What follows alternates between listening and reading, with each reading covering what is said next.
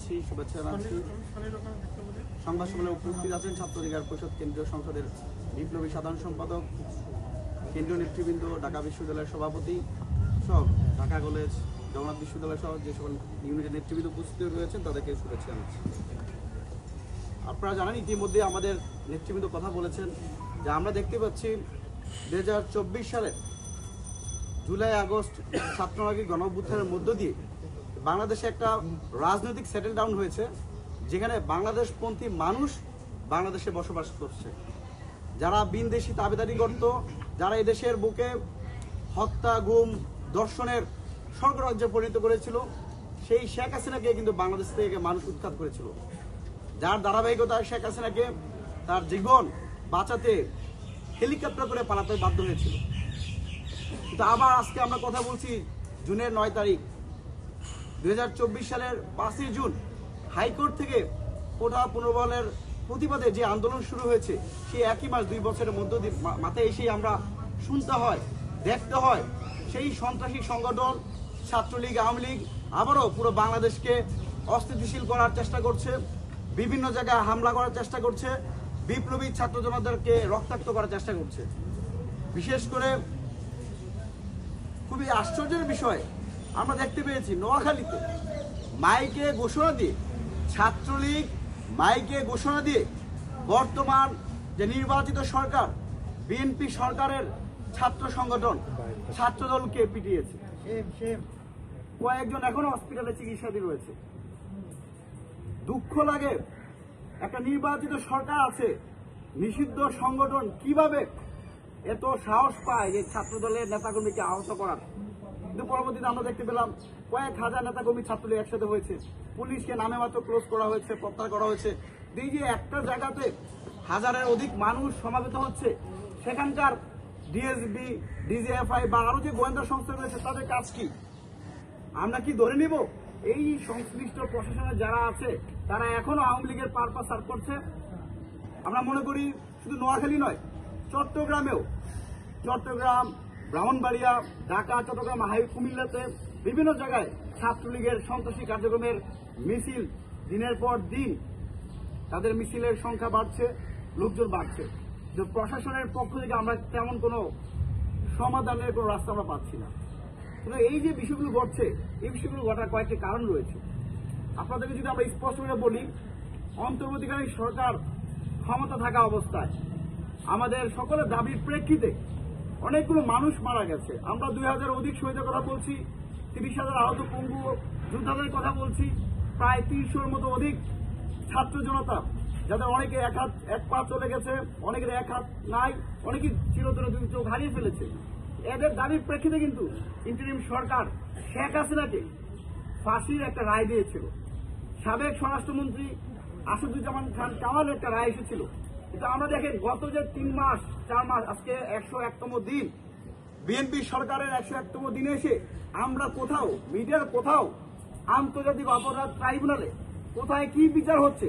এতগুলো যে মামলা হলো, কোন মামলা কোনো অগ্রগতি আমরা দেখতে পাচ্ছি না। সরকারিভাবে যখন এই সন্ত্রাসীদের বিরুদ্ধে ব্যবস্থা নেওয়া হচ্ছে না, তখন কিন্তু স্বাভাবিকভাবেই আওয়ামী লীগের উৎপাত, তৎপরতা, সন্ত্রাসী কার্যক্রম হওয়া স্বাভাবিক।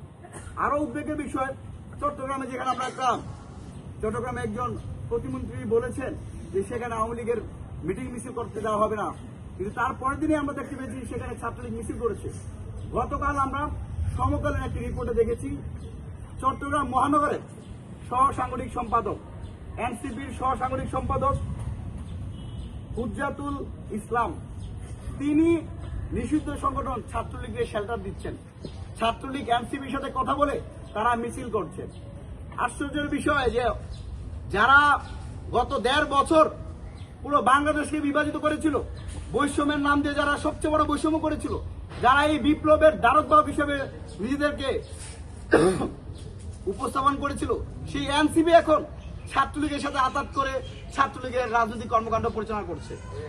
আমরা এনসিপির তৎকালীন বৈষম্য বিরোধী আহ্বায়ক নাহিদ ইসলাম সহ যারা বর্তমানে এমপি আছেন তাদের প্রতি আহ্বান জানাই, আপনাদের কনসার্নে কি এনসিপির মাঠ পর্যায়ে নেতাকর্মীরা আওয়ামী লীগকে শেল্টার দিচ্ছে কিনা?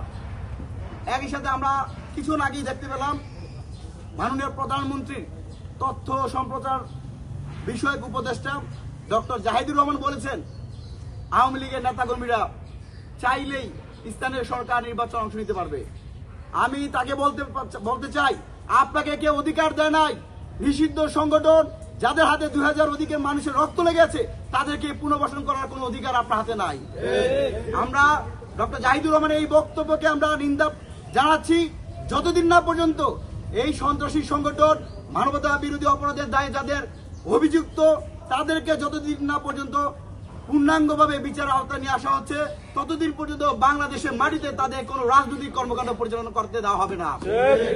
ডক্টর জাহিদুর রহমান যে বক্তব্য দিয়েছেন সেই বক্তব্যকে আমরা বলতে চাই, বিএনপি সরকারের প্রতি আহ্বান জানাবো, বিএনপি নেতৃবৃন্দর প্রতি আহ্বান জানাবো, এই বক্তব্য বিএনপি সরকারের কিনা আপনাদেরকে ক্লিয়ার করতে হবে। কারণ আমরা জানি বিএনপি একটি ফ্যাসিবাদ বিরোধী একটি দল।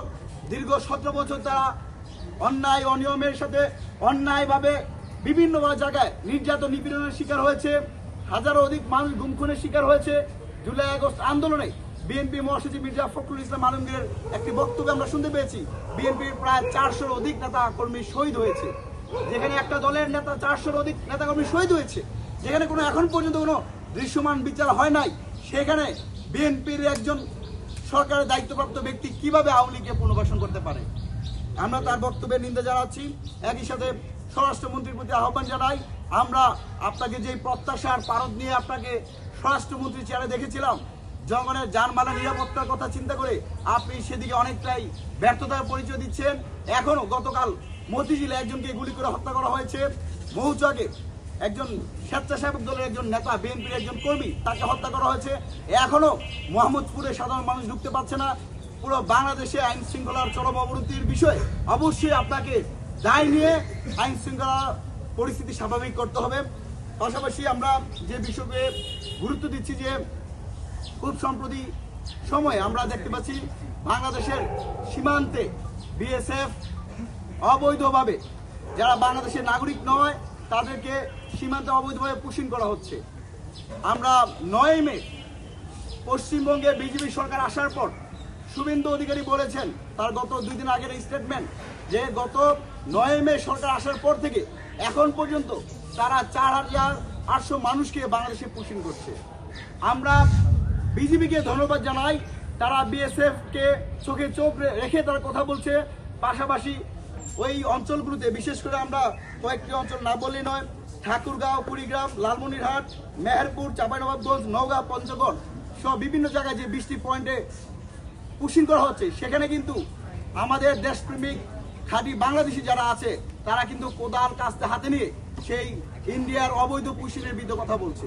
আরেকটা তথ্য আপনাদের দেই, যখন পশ্চিমবঙ্গে বিজেপি সরকার আসলো একই টাইমে বাংলাদেশে অবৈধভাবে পুশিং করা হচ্ছে। ঠিক সেই সময়টায় গত 8 জুন থেকে 11 জুন পর্যন্ত ভারতের দিল্লিতে বিএসএফ এবং বিজিবির ডিজি পর্যায়ে, মহাপরিচালক পর্যায়ে মিটিং হচ্ছে। আমরা বিজিবির ডিজির প্রতি আহ্বান জানাবো, আপনার সাথে বাংলাদেশের 18 কোটি মানুষ রয়েছে, আপনি দিল্লিতে যেন তাই এই বাংলাদেশে যে অবৈধ পুশিং হচ্ছে তার বিরুদ্ধে কথা বলবেন। আমরা একই সাথে সরকারের মধ্যে আহ্বান জানাই, অবৈধ পুশিং যদি বন্ধ না হয় তাহলে ছাত্র অধিকার পরিষদ সীমান্তে লং মার্চ দিবে অথবা ভারতীয় হাই কমিশন ঘেরাও করবে। একই সাথে বর্তমান যে আইন শৃঙ্খলাতে অবনতি হচ্ছে, আওয়ামী লীগের তৎপরতা যে বৃদ্ধি হচ্ছে, সেই জায়গাতে সরকারকে দৃষ্টান্তমূলক কর্মসূচি নিতে হবে। যেখানেই নিষিদ্ধ সংগঠন আওয়ামী লীগকে পাওয়া যাবে সেখানেই তাদেরকে যেন চ্যাংদোলাও করে আইনের আওতায় নিয়ে আসা হয়।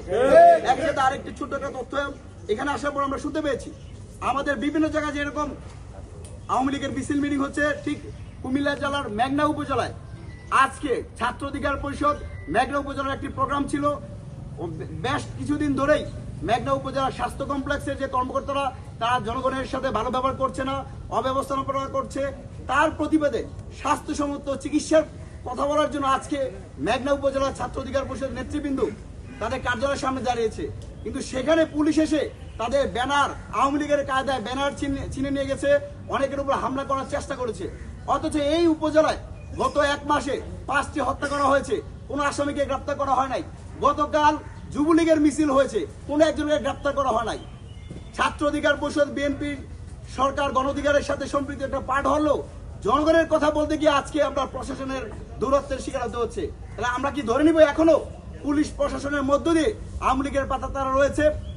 আমরা আজকের এই সংবাদ সম্মেলন থেকে সরকারের প্রতি আহ্বান জানাই, পুলিশ, র্যাব, বিজিবি থেকে শুরু করে গোয়েন্দা সংস্থা বা সচিবালয় যেখানেই আওয়ামী লীগের সুবিধাভোগী রয়েছে তাদেরকে অনতি বিলম্বে চাকরিচ্যুত করতে হবে এবং ছাত্রলীগ যুবলীগের সন্ত্রাসীদের বিচারে যে অগ্রগতি আমরা আন্তর্জাতিক অপরাধ ট্রাইব্যুনালে মাধ্যমে গত 4 মাস ধরে কোনো অগ্রগতি জানতে পারি নাই। আমরা সরকারের প্রতি আহ্বান জানাই, অন্তর্বর্তীকালীন সরকার যে রায় দিয়েছে সেই রায়কে মাথায় রেখে আগামীতে আরো বেশি রায় যেন আওয়ামী লীগের নেতাদের বিরুদ্ধে দেওয়া হয়, খুনিদের বিরুদ্ধে দেওয়া হয়, তাহলেই বাংলাদেশ একটা স্থিতিশীল বাংলাদেশ হবে, অর্থনৈতিকভাবে চাঙ্গা হবে। যখন বাংলাদেশের অস্থিতিশীলতা দেখা যায়, অর্থনৈতিক ভঙ্গুরতা দেখা যায়, তখন কিন্তু বিদেশি নাগরিক যারা আছে তারা কিন্তু বাংলাদেশকে বিনিয়োগ করার একটা উপযুক্ত পরিবেশ মনে করে না। আমরা আজকে এই সংবাদ সম্মেলনে সেই দাবি জানাচ্ছি। আরেকটি বিষয়, আমরা বেশ কিছুদিন আগেই মাননীয় প্রধানমন্ত্রী জনাব তারেক রহমানের সাথে সাক্ষাৎ করেছিলাম। সেখানে আমরা ছাত্র অধিকার পরিষদের পক্ষ থেকে 2026-27 অর্থ বছরে যে বাজেট থাকবে সেখানে আমরা শিক্ষা খাতে, শিক্ষা এবং গবেষণা খাতের জন্য জিডিপির 5% বাজেটের কথা আমরা বলেছিলাম। তিনি আমাদেরকে আশ্বস্ত করেছিলেন শিক্ষা এবং গবেষণা খাতে বাজেট বৃদ্ধি করা হবে, স্বাস্থ্য খাতে বাজেট বৃদ্ধি করা হবে এবং আমরা সরকারকে একটা ধন্যবাদ জানাই যে প্রস্তাবিত বাজেট সেখানে সৃজনশীল একটি বিষয়কে অ্যাড্রেস করা হয়েছে, যেখানে তরুণী যুবক যারা আছে, যারা সৃজনশীল কাজে উৎসাহিত হতে চায় তাদেরকে সরকার বাজেট প্রণোদনা দিবে। আগামী 11 জুন সরকার কর্তৃক যে প্রস্তাবিত বাজেট পেশ করা হবে তার পরিপ্রেক্ষিতে আমরা ছাত্র অধিকার পরিষদের বাজেট বাড়ানো নিয়ে আমরা একটা বিস্তারিত প্রোগ্রাম করব। সেই প্রোগ্রামে আপনাদেরকে স্বাগতম জানাচ্ছি। আজকের এই সংবাদ সম্মেলন এখানে শেষ করছি। ধন্যবাদ সবাইকে।